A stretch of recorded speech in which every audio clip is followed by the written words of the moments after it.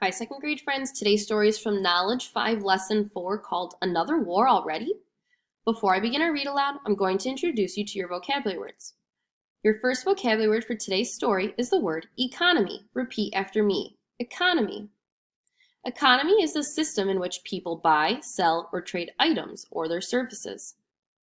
Our second vocabulary word is the word surrender. Say surrender. Surrender means to give up or stop fighting and allow the other side to win. Your last vocabulary word is the word vulnerable. Say vulnerable. Vulnerable means exposed to danger or harm. What started the War of 1812? Adele asked her grandfather. Did we have a big army and navy back then? JP asked, almost at the same time as his sister. Well, replied Grandfather Lafitte, the answers to both of those questions are related. To answer your question first, JP, we did not have a large army or navy back then. We had a fairly small navy and only about 4,000 soldiers. To fight a war and have any chance of winning, the president had to find more soldiers pretty quickly. Remember, in 1812, many Americans were farmers. They used guns to hunt and to protect their homes. President Madison now asked farmers to use their guns to fight for their country. He offered them money and land if they would join. Did they? Asked Adele. Although some people were against the war, explained Grandfather, many of them were eager to join.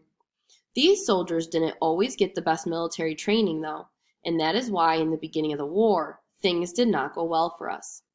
Our government and military leaders were counting on the fact that the British were so busy fighting the French that they would not be able to put up much of a fight against us. They hoped that the British would not have a large enough army. In fact, some people expected the British to give up almost immediately.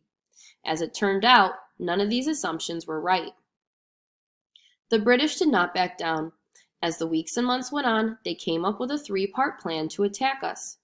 First, they would launch an attack from British territory in Canada and move their army into New York State. Then they would attack our coastal cities, including Washington, D.C. and Baltimore.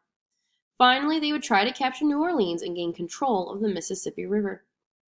Where did the first battles take place? Asked JP, curious to learn more. We thought that our best chance was to attack the British in Canada, continued Grandfather Lafitte. About 3 weeks after the start of the war, an American general led a small army of militiamen into Canada. Unfortunately, they were defeated and were forced to surrender to the British. Other defeats in the Great Lakes area resulted in the loss of territory north and west of Ohio to the British. This also meant that settlers in neighboring Indiana were now vulnerable. And as we already suspected, some Native Americans took up weapons to fight alongside the British. They thought this might be the only way they could protect their land. Because of this war, Native Americans suffered greatly. Did we fight at sea as well? Asked JP. I'm wondering that too, said Adele. We certainly did. That was where we had some important victories, replied Grandfather Lafitte. You mentioned the Uss Constitution on your list. That ship was also known back then as Old Ironsides. In the very beginning of the war, this incredible ship defeated a British ship off of the coast of Canada. Both ships fought a hard battle. At one point, the two ships were right next to each other. Cannonballs from the USS Constitution smashed off the sides of the British ship. They caused a lot of damage. And even though the British ship fired back, they did much less damage to our ship. It's said that some of their cannonballs even bounced off the side of the Constitution because the walls were so thick. Is that how it's got its nickname? Asked Adele. Yes, thanks to Old Ironsides, the British were forced to surrender. It is probably safe to say that, at least in the early stages of the war, we were much more successful at sea than we were on land. Hooray! Cheered JP and Adele together. The British were determined to ruin the United States trading economy and prevent us from getting supplies we needed, so they blockaded most of the U.S. coastline. Luckily, we knew our waterways much better than the British did. We even had privateers who were able to stop many of the British merchant or trading ships and take their cargo. Oh, this is the part where you tell us about pirates, said JP eagerly. Not quite yet, chuckled Grandfather Lafitte.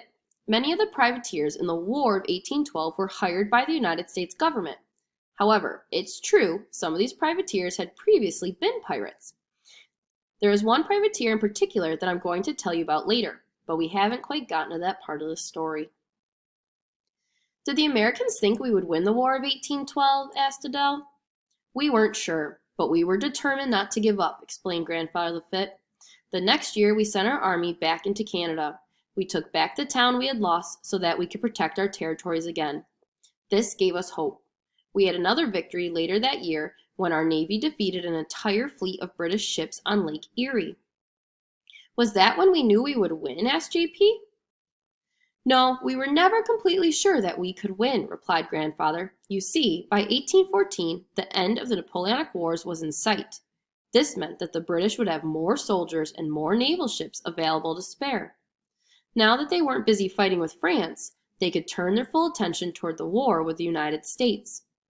Of course, they were still keeping many foreign ships from entering the United States ports, Grandfather added. To make matters worse, they knew the United States was almost out of money. Did the British think we would surrender? Asked JP. Oh, they probably did, replied Grandfather thoughtfully. What happened next? Adele wanted to know. Before I can explain, we need to go down to the barn and take care of the horses. Okay, exclaimed the children as they jumped up and out of their chairs and off the porch. Adele grabbed her grandfather's hand, and the three walked together to the barn. Grandfather still held the mysterious leather journal tightly in his other hand.